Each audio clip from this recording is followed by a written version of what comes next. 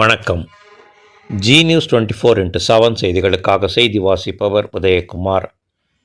பொன்னேரி அருள்மிகு ஸ்ரீ ஹரிகிருஷ்ண பெருமாள் திருக்கோவிலில் சித்திரை திருவிழாவிற்கான கொடியேற்றம் நிகழ்ச்சியில் திரளான பக்தர்கள் பங்கேற்பு.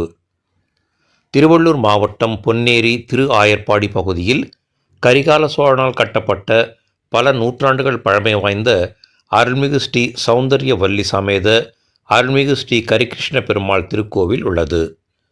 ஆண்டுதோறும் இத்திருக்கோவிலில் 10 நாட்கள் சித்திரை திருவிழா சிறப்பாக நடைபெறுவது வழக்கம்.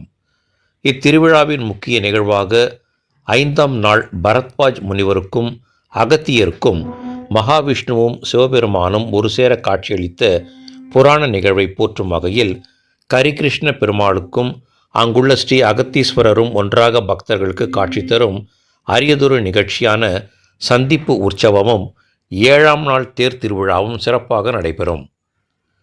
இந்த முக்கிய நிகழ்வில் சுற்றுவட்டார பகுதியைச் சேர்ந்த பல்லாயிரக்கணக்கான பக்தர்கள் கலந்து கொண்டு சுவாமி தரிசனம் செய்வர்.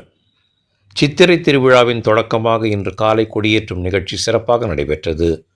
இதனையொட்டி அருள்மிகு ஸ்ரீ சௌந்தர்யவல்லி தாயாருக்கும் அருள்மிகு ஸ்ரீ ஹரிகிருஷ்ண பெருமாளுக்கும் சிறப்பு அபிஷேகம், அலங்காரம், தீபாராதனைகள் உள்ளிட்டவை நடைபெற்றது. இதனைத் தொடர்ந்து மங்களவாத்தியம் முழங்க வேத மந்திரங்களை ஓதியபடி பட்டாச்சாரியர்கள் கொடிமரத்தில் சித்திரை கொடி பட்டத்தை ஏற்றி வைத்தனர். இதனையடுத்து கொடிமரத்திற்கு சிறப்பு வழிபாடு நடத்தப்பட்டு மகா தீபாராதனை காண்பிக்கப்பட்டது. பின்னர் எம்பெருமான் கிருஷ்ண பரமாத்மா அலங்கரிக்கப்பட்ட பல்லக்கில் எழுந்தருளி பக்தர்கள் புடைசூழ திருக்கோவிலை 3 முறை பலம் வந்து பக்தர்களுக்கு அருளாசி வழங்கினார்.